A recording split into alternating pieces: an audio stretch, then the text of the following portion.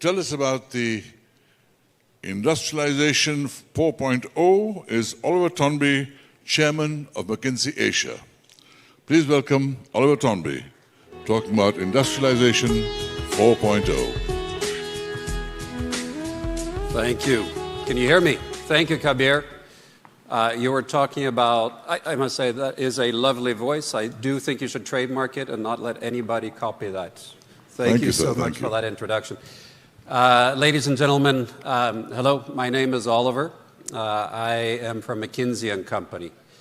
I am here to talk to you about Industry 4.0, the revolution that is going on. But let me just introduce myself and the start of my journey here in India. I was very inspired to hear the Prime Minister this morning about the aspirations for the future. I think Industry 4.0 is part of that very important ingredient in that future story.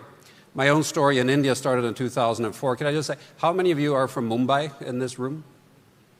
A couple of people. So I'm going to ruin my credibility now and say that my journey in India, my love for India, started with a mistake. Some of you will notice this one straight away. First time I was there at the Taj, the hotel by the sea, I was in a meeting with some colleagues. I was a little bit bored, to be honest, so I decided to sneak out at the back and do some sightseeing in town in Mumbai. Never been there before. Outside of the Taj, there's a horse-drawn carriage. I don't know if you've seen these things. So I thought, what a wonderful way to see the city. I can sit there pretty tall and it's open. I see everything. That was correct. The problem was everyone saw me too. First red light, we approach, we stop, and a lady with a young baby come up and they're begging. And I felt I have to give something.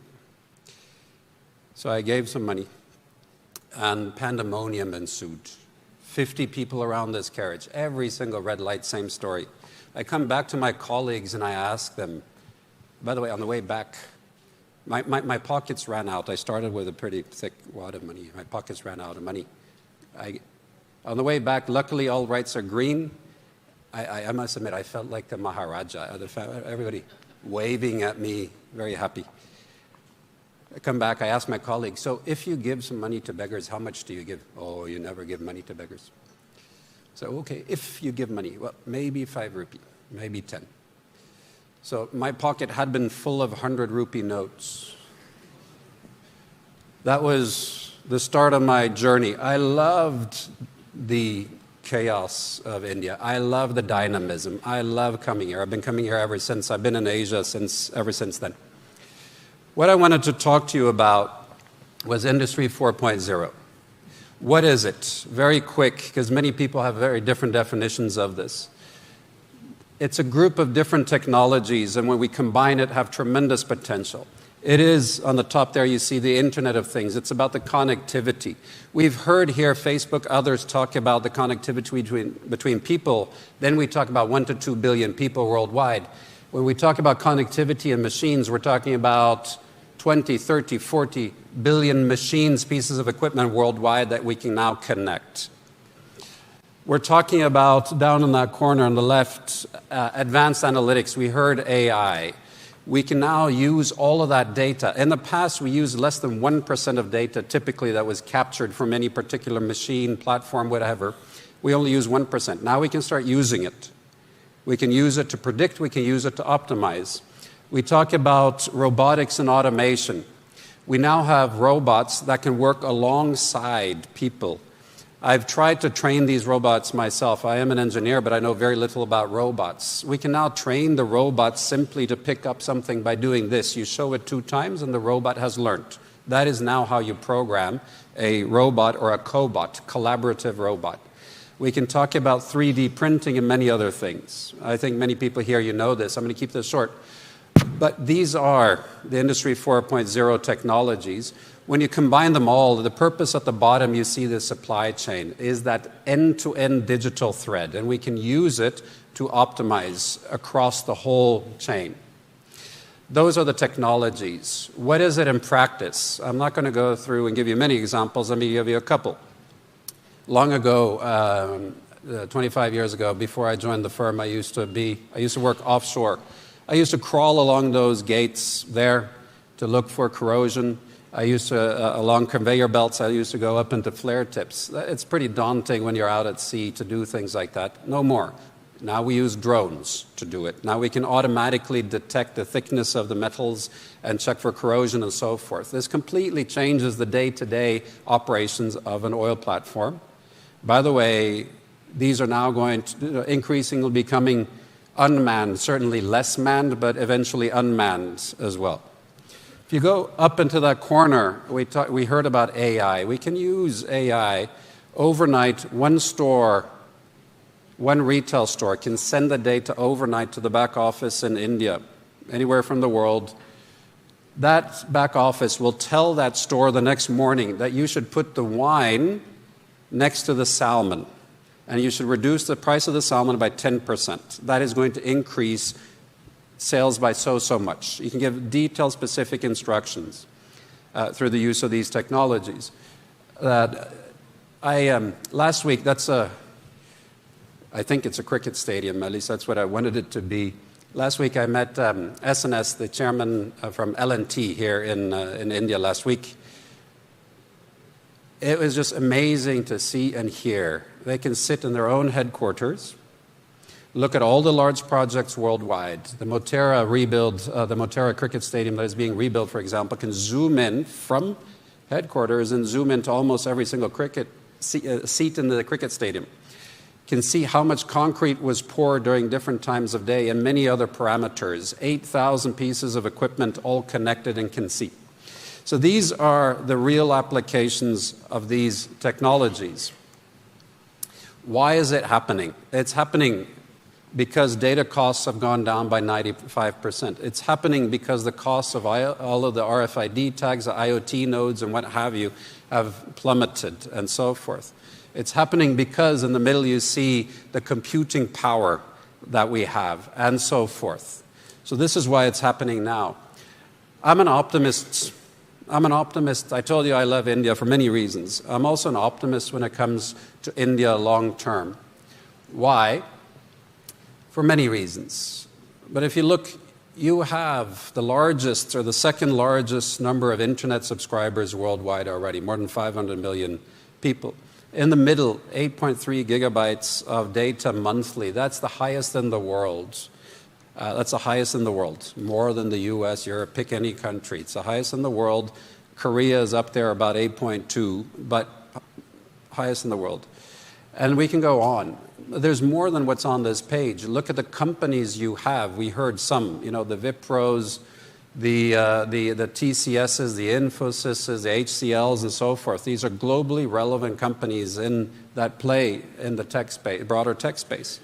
You also have more engineers, and I know that everybody here in this room is going to tell me that one of the problems is not enough people. That is true.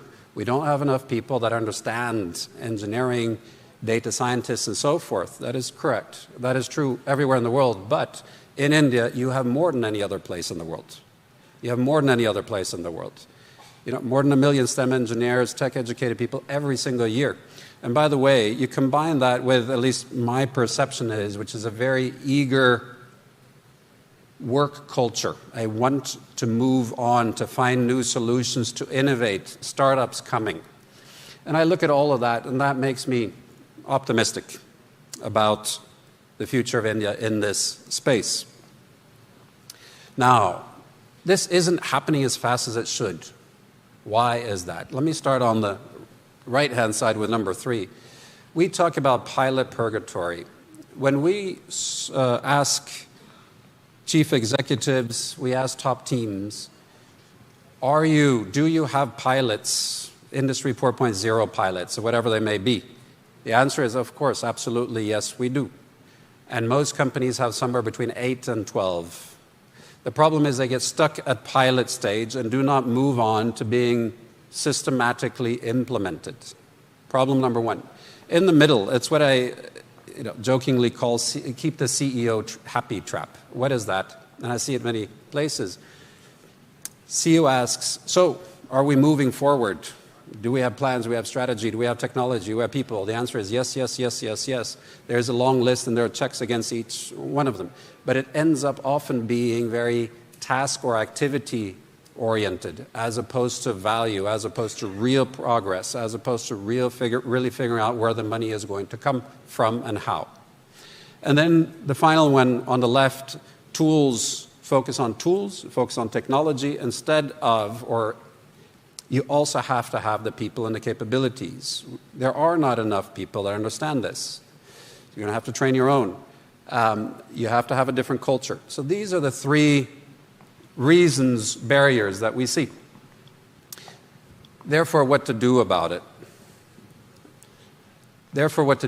We talk about 3-in-1 transformations. We hear many companies, they are driving a technology transformation.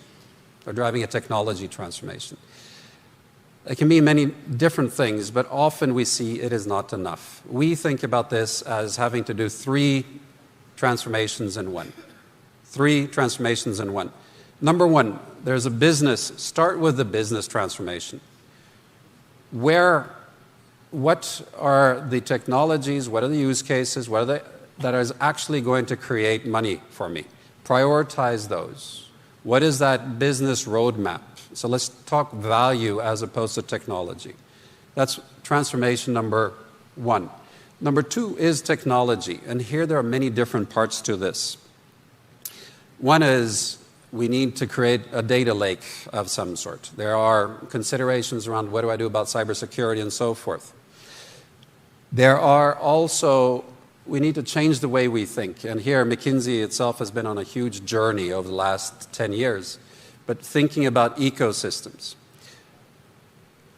It is very difficult to know which technology provider is going to be the winner in the future of particular niche technologies. Very difficult because it moves so fast. So therefore, just thinking around what is that ecosystem of partners that you're going to bring to the table. What are the startups? And we have our own Industry 4.0 centers where we have our own equipment. We always have startups as part of that ecosystem. And of course, that changes all the time. Very important part of the technology transformation. And number 3, last but not least, is the organizational transformation. How do you make it an agile organization? How do you build the right set of skills with the right people? We find everybody's looking for data scientists of some variation. We found very often we have to build them ourselves. But you're going to have to figure out how to get them and so forth. Now, this is possible. I just want to use this. I get a lot of inspiration from this. 1 month ago in Davos, I was there and we unveiled, together with the WEF, 16 lighthouses. These are Industry 4.0 lighthouses. We started with a list of 1,000 worldwide. We ended up with 16 lighthouses. These are plants that have implemented in a pervasive way. Plants, not companies, but a plant that's implemented in a pervasive way. 9 of them in Europe, 5 in China, 1 in the Middle East, and 1 in the US. There is an Indian company there, but there are no plants in India. There's one that you might notice, Tata Steel in Europe, but there are none in India. So there's optimism, but there's also a challenge here. Let me just end with what's the prize if we get this right? And that's why I become really enthusiastic. The prize is real. We know it's happening now. If we get this right, we can increase in India. The share of GDP for manufacturing is currently 17 to 25. We can create $100 billion of value, annual value. We can create 100 million jobs. Yes, there's going to be on the jobs topic a lot of skilling, reskilling, and a lot of turbulence because many jobs will disappear as we know it. But the net addition is 100 million jobs. So to me, this is reason to be optimistic in and for India. Thank you very much.